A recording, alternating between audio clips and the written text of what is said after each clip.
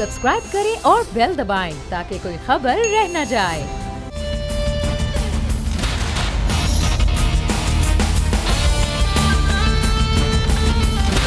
कि क्या ये इंफ्रास्ट्रक्चर आगे अफ़गानिस्तान में बनेगा? अफ़गानिस्तान का अमन बहुत ज़रूरी है। सेंट्रल एशिया का वहाँ पर रोड इंफ्रास्ट्रक्चर कैसा है, ये भी सारा कुछ ज़रूरी होगा। फिर सबसे बड़ी बात यह कि आप प्रोड्यूस क्या कर रहे हैं। अगर पाकिस्तान बहुत महंगी बिजली और बहुत महंगी गैस के बाद आपके अगर प्रोडक्शन जो है कास्ट बढ़ जाती है तो फिर आप दुनिया में क्या बेचेंगे? बेचने के लिए आपके पास क्या होगा?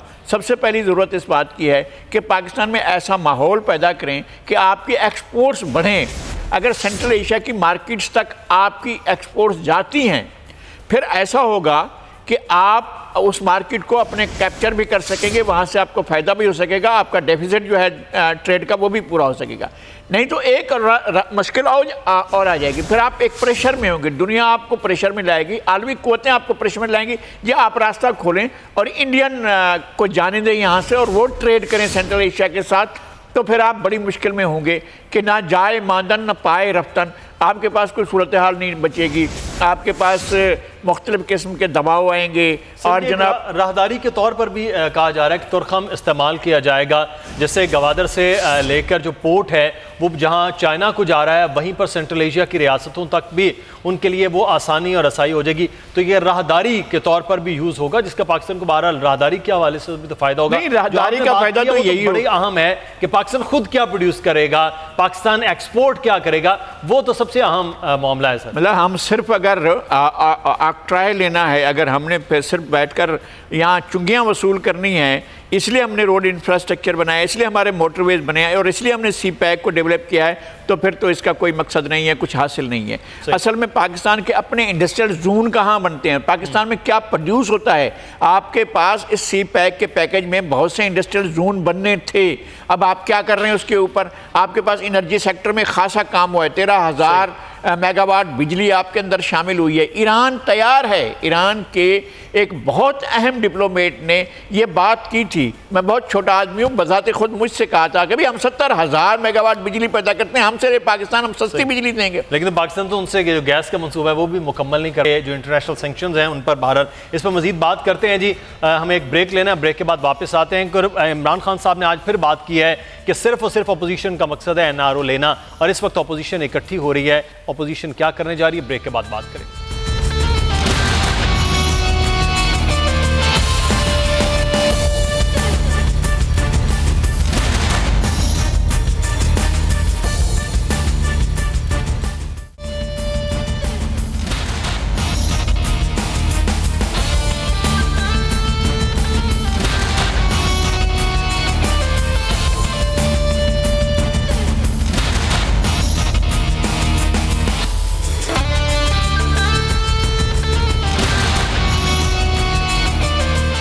ब्रेक के बाद आपको खुश आमदीद कहते। हमारे साथ मौजूद है नज़ीर लगारी साहब और हम बात करें। अभी कुछ ही देर पहले लगारी साहब बात की गई थी वज़ीर आज़म पाकिस्तान की जानिब से कि इस वक्त अपोजिशन का, जब उनसे सवाल किया गया अपोजिशन के किरदार के हवाले से बात की, NRO की बात की, मुसलसल वो बात भी कर रहे हैं और ये भी कहा कि किसी किस्म का कोई NRO नहीं दिया जाएगा। लेकिन दूसरी जानिब इस वक्त इस्लामाबाद में मार्च की बात हो रही है, जिसे हुकूमत लॉकडाउन कह रही है और जमीयत उलमा इस्लाम फ़ेक के सरबराह कह रहे हैं कि इस्लामाबाद की जानिब ये मिलियन मार्च, आज़ादी मार्च है, हुकूमत से आज़ादी की बात कर रहे हैं। अपोजिशन आपको लगता है कि मुनक़सिम होगी या मौलाना के इस एहतजाज में इस मार्च में साथ होगी, ख़ासतौर पर पाकिस्तान पीपल्स पार्टी और मुस्लिम नून? देखिए, अपोजिशन के राब्ते हो रहे हैं और इत्तफ़ाक़ है कि गुज़श्ता हफ्ते मेरी मौजूदगी में ऐसा हुआ कि मैं मौलाना साहब के पास बैठा हुआ था, तो एक तो पीपल्स पार्टी का एक अहम जो है वो एलची आए और मौलाना साहब से मुलाकात की और उन्होंने पैगाम पहुंचाया कि पार्टी की लीडरशिप जो है वो आपके साथ है और हम आपके साथ होंगे, जब आप अमल में जाएंगे तो हम आपके साथ होंगे। एक और दूसरी बात, उसी वक्त कुछ ही देर पहले जो है वो फ़ोन आया था, बल्कि उनकी मुलाकात हुई थी सफदर से, जो हैं कैप्टन सफदर, हाँ, उनकी मुलाकात भी हुई थी और उन्होंने जो है वो ये पैगाम पहुंचाया था साबिक़ वज़ीर आज़म का कि वो उनके इस मिलियन मार्च में उनके साथ होंगे। अपोजिशन बहरहाल एक पेज पर है कि हुकूमत डिलीवर नहीं कर पा रही है और हुकूमत के बारे में जितनी रिजर्वेशंस हैं उन सब का इजहार भी हो रहा है। बात यह है कि कौन सा स्टेप कब उठाना है, इस पर बहरहाल अपोजिशन को गौर करना होगा। लेकिन चूँकि मौलाना साहब कह चुके हैं और उन्होंने 31 अगस्त की डेडलाइन दी थी वज़ीर आज़म के मुस्तफ़ी होने की, ज़ाहिर है इस पर तो वज़ीर आज़म मुस्तफ़ी नहीं हुए और ना होना था उन्हें, लेकिन अब उन्होंने कहा है कि हम अक्टूबर को वज़ीर आज़म की रुखसती का महीना करार देते हैं और वो इस लगारी साहब, इसमें मैं आपसे सवाल है कि ये अपोजिशन मुत्तहिद हुई फौरी तौर पर इलेक्शन के बाद, इलेक्शन को कलअदम की बात कर रहे थे, बहुत ज़्यादा एग्रेसिव थे मौलाना फजलुर रहमान, लेकिन बहरहाल उस वक्त भी मुनक़सिम हुई पाकिस्तान पीपल्स पार्टी ने बड़ा क्लियर सा स्टांस लिया कि हम असम्बली को और जमहूरियत के डिज़ोल्व में किसी किस्म की कोई हिस्सेदारी वो नहीं करना चाहते। पाकिस्तान मुस्लिम नून भी बशमूल तकरीबन यही उनका भी स्टांस था। उसके बाद जो अगला स्टेप, बड़ा स्टेप जो हम ये देख रहे थे वो ये था कि सेनेट में तब्दीली के हवाले से वो मौलाना फजलुर रहमान उसमें आगे थे, पाकिस्तान मुस्लिम नून कर थी, उन्होंने मुंतखब अपने लेके भी आ गए चेयरमैन सेनेट के लिए नुमाइंदा, लेकिन वहाँ भी ये मूव जो है वो नाकाम हुई। आपको लगता है कि ये अब जो मूव है लॉकडाउन करना, इस्लामाबाद की जानिब मार्च करना, एक बड़ा इक़दाम होगा, इसमें अपोजिशन साथ हो सकती है मौलाना?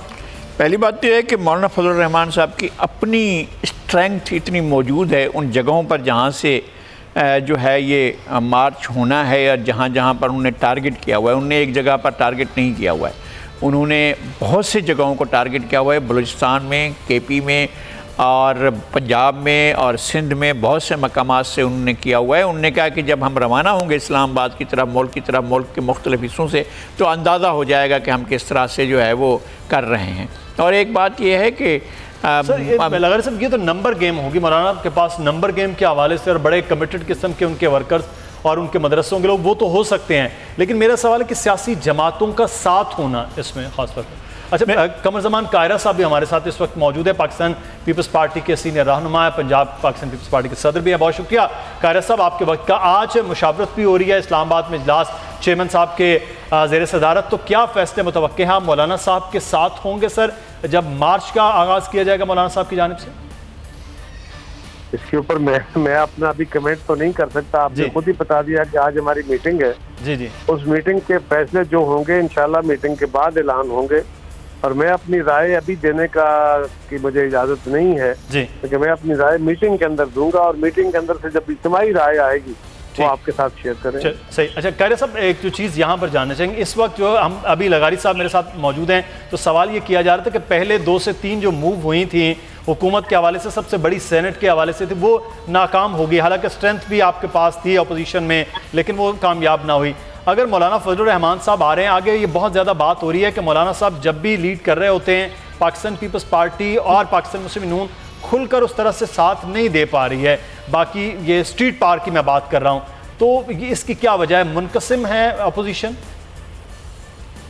देखिए, मैं तो अपनी जमात के बारे में बात कर सकता हूँ। जी, मैं आपकी जमात के हवाले से। मेरी जमात का मौक़िफ़ बहुत वाज़े तौर पे आ चुका, और वज़ीर लगारी साहब आपसे और मुझसे ज़्यादा बेहतर, किसी और से भी ज़्यादा बेहतर जानते हैं कि पीपल्स पार्टी एक नज़रिए की जमात है। हमने बड़ा वाज़े तौर पे APC के अंदर भी ये मौक़िफ़ दिया था कि हम सियासत में मजहब के इस्तेमाल के खिलाफ है। सही। और हम किसी ऐसी मूव का हिस्सा नहीं हो सकते, किसी ऐसी सियासत का हिस्सा नहीं बन सकते, भले वो गवर्नमेंट के खिलाफ ही हो, जिसमें सियासत को एक हथियार के तौर पर इस्तेमाल किया जाए, मजहब को। जी। और दूसरा ये है कि हमारा तजुर्बा इस मुल्क के अंदर सियासी मार खाने का सबसे ज्यादा है, क्योंकि इस मुल्क के ताकतवरों के खिलाफ और जमहूरियत की बहाली में हमने हमेशा अपने कीमती तरीन लोगों के, कारकुनों से लेकर क़यादत तक की जानों के नजराने भी दिए हैं, और उसके नुकसानात भी उठाए हैं, और उसके नुकसानात जो सोसाइटी को और मुल्क को हुए हैं वो भी देखे हैं। तो हमारा तजुर्बा बड़ा वाज़ेह है।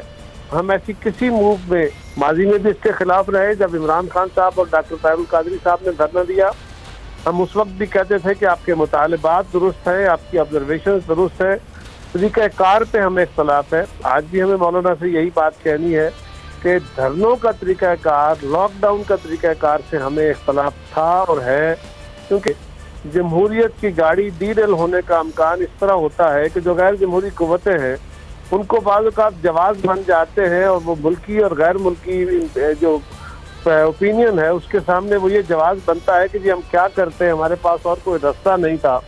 तो हम जमहूरियत को डिरेल होने का कोई जवाब नहीं बनाने देना चाहते। लिहाजा ये दो हमारी ऑब्जर्वेशन बड़ी वाज़ेह तौर पे आ चुकी। इसके अलावा पीपल्स पार्टी बिल्कुल मौलाना फजलुर रहमान साहब की सलाहियतों की भी मोतरफ है, उनके मुतालबात के भी साथ है, इलेक्शन का होने वाली धांधली और गवर्नमेंट के जो इक़दामात हैं, जो इन्होंने इकोनॉमी के हालात कर दिए, सोसाइटी के हालात कर दिए, और जिस तरह इस मुल्क के वफाक के साथ ये खेलने की कोशिश कर रहे हैं, हम भी ये समझते हैं कि हुकूमत का जल्द अज जल्द चला जाना ज़रूरी है। कायरा साहब, वो एक पहली बात तो ये है कि मौलाना फजलुर रहमान मजहबी मतालबात लेकर नहीं आ रहे हैं, उनके सारे मतालबात सियासी हैं। पहली बात तो ये कि उन्होंने कोई ना किसी बिल की बात की है, ना कोई ऐसे कवानीन की बात की है जिनको तब्दील करना हो मज़हब की बुनियाद पर, बल्कि वो इस सियासी सूरत हाल जो है उसकी बुनियाद पर ये कह रहे हैं कि मैं धरना देने या मार्च करने के लिए मैं आ रहा हूँ। तो मार्च की रिवायात तो पीपल्स पार्टी की भी रही हैं और मार्च की रिवायात PMLN की भी रही हैं, और उनके नताइज भी मुख्तलिफ नौइयत के रहे हैं, कभी हक़ में भी हुए हैं और कभी ख़िलाफ़ भी हुए हैं।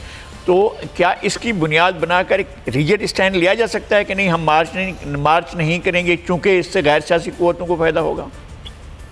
पहली बात तो नज़ीर साहब ये है कि हमने ऑल पार्टीज कॉन्फ्रेंस के अंदर जब उसका एलामिया तय हुआ था वहाँ ये मुतालबा आया और वहीं से ये आगे बात बनी थी गवर्नमेंट को इसके ऊपर प्रेशर बिल्ड किया जाए, इसके ऊपर पार्लियामान के अंदर और बाहर दबाव बढ़ाया जाए और उनको फारिग किया जाए। तो ये वहाँ पे पीपल्स पार्टी ने मौक़िफ़ लिया था और किसी वजह से लिया था, वहाँ कोई मुतालबा था जिसकी बदौलत ये लिया था। बिलावल साहब ने बड़ा वाज़ेह कहा था। जी। अच्छा, दूसरी गुजारिश ये है कि हम मार्च के खिलाफ नहीं हैं, हम रैलीज के खिलाफ नहीं हैं, हम जलसे जुलूसों के खिलाफ नहीं हैं। ऐसे लॉकडाउन मैंने जिक्र भी किया ना कि इमरान खान के हम मुतालबात के साथ थे जी। हमने असम्बली में इमरान खान का साथ दिया, हमने उनके मीडिया में आके भी कहा कि इनके मुतालबात दुरुस्त है, लेकिन वो लॉकडाउन जिसमें अंपायर की उंगली का इंतजार हो, वो लॉकडाउन जिसके नतीजे में मुल्क के अंदर से जमहूरी निज़ाम ख़त्म कर दिया जाए, इनटॉलरेंस बढ़ा दी जाए और अल्टीमेटली मुल्क की जमहूरी निज़ाम को डिरेल करके कोई और तजर्बा किया जाए, उसके खदशात कल भी सबके सामने थे, आज भी हैं। हम भी अवामी राब्ता पे निकले हुए हैं। बिल्कुल वाज़ेह तौर पे है कि सेनेट का इलेक्शन हमसे बाकायदा छीना गया। सेनेट में हमें शिकस्त नहीं हुई, बल्कि नादीदा कुव्वतों की वजह से वो बिल्कुल वाज़ेह तौर पे उसमें मदाखलत हुई है। वो मदाखलत अब विजिबल है, वो मदाखलत अब छुपी हुई नहीं है। जो कल खुफिया हाथ होते थे अब वो खुफिया नहीं रहे, लेकिन इसके बावजूद हम ये समझते हैं कि अगर किसी तरह भी जवाब फराहम हो जाए और डेडलॉक हो जाए, ऐसा डेडलॉक जिससे जमहूरियत डीरेल हो जाए, तो वो हमारी दानिश में ऐसे इक़दामात नहीं उठाने चाहिए। मौलाना उस पर खफा होंगे या उनको नाराज़गी होगी। हम भी समझते हैं कि हुकूमत को गिराने का ये बड़ा आसान और अच्छा मौका है कि सारी जमातें मिलकर अगर लॉकडाउन कर दें तो हुकूमत गिर जाएगी। हम असम्बलियों से मुस्ताफ़ी हो जाएं तो हुकूमत गिर जाएगी, असम्बलियाँ टूट जाएंगी। लेकिन उसके नतीजे में क्या होगा, आगे क्या होगा, तो वो एक सियासी कारकुन के तौर पे, एक सियासी जमात और मेच्योर सियासी जमात के तौर पे पीपल्स पार्टी समझती है कि हमें उसको भी देख के फैसले करने हैं। सही। अच्छा कायरा साहब, आप न सिर्फ सियासी कारकुन बल्कि एक जिम्मेदार भी हैं पंजाब के सदर की हैसियत में। सवाल ये आपसे है कि डील की बहुत ज़्यादा बातें हो रही है, ख़ासतौर पर पाकिस्तान पीपल्स पार्टी की क़यादत के बारे में कहा जा रहा है कि वो जल्द डील कर लेंगे और उनके डील के मामला, डील से मुराद ये है कि प्ली बारगेन से पैसा वापस आ जाएगा। ये डील की बातें आपकी क़यादत से हो रही हैं? देखिए, मेरे इल्म में कोई ऐसी बात नहीं है, कोई ऐसी डील नहीं है। और पहली बात यह है कि जरदारी साहब के खिलाफ तो 12 साल ये केसेस चलते रहे और कुछ नहीं हुआ, और वो बेगुनाह थे। आज भी कोई ऐसी सूरत हाल है, लेकिन आप जरा गौर कीजिए जिस तरह की डील के जिक्र हो रहे हैं। फर्ज करें ऐसी कोई डील हो जाती है और वो पैसे दे के आज़ादी हासिल कर लेते हैं, अपने पैसे दे के भी आज़ादी हासिल कर लेते हैं, तो क्या फिर वो सियासत करने के काबिल रह जाएंगे? अहल रहना तो और बात है ना, क्या सियासत करने के काबिल रह जाएंगे? तो अगर नहीं रहेंगे तो फिर किस बात तो ऐसा कुछ नहीं है, डील का तासर देने की कोशिश की जाती है, लेकिन जरदारी साहब किसी भी डील को कल भी खिलाफ थे, आज भी। बहुत शुक्रिया कमर जमान कायरा साहब, पाकिस्तान पीपल्स पार्टी पंजाब के सदर थे। अब फैसला देखते हैं कि क्या होता है। पाकिस्तान पीपल्स पार्टी लॉकडाउन या धरने या एहतजाज मौलाना फजलुर रहमान के कितना साथ होती है। बहुत शुक्रिया नज़ीर लगारी साहब आपके वक्त का, आप हमारे साथ मौजूद थे। प्रोग्राम से मुदस्सिर इकबाल को इजाज़त दीजिए। अल्लाह हाफ़िज़।